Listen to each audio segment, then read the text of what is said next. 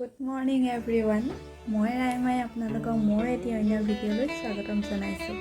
আজি সানডে হয়। আজি আমি সকলো ঘৰত থাকো, নহলে আনদিনা সকলো নিজৰ নিজৰ কামত ওলাই যায়। আজি সানডে বুলি কিনো স্পেশাল হয়, দিনটো কি কৰি থাকো তাকে ভিডিঅ'টিত দেখা পাব। আপোনালোকে সকলোৱে ভিডিঅ'টি প্ৰথম পৰা শেষলৈকে চাব বুলি আশা কৰিলোঁ।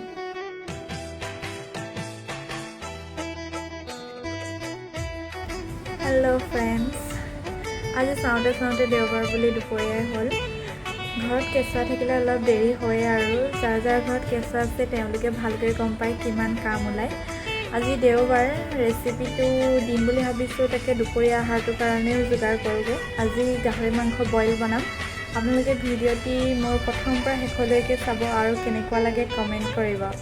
আৰু এটা মিঠাই ৰেচিপি আছিল, সেইটো মই ৰেচিপিটো পাছত দিম, কিন্তু অলৰেডি কাৰণ ৰাতিপুৱা বনোৱাই হ'ল, তাৰ অকণমান ফটো দিম, কেনেকুৱা হয় ক'বচোন।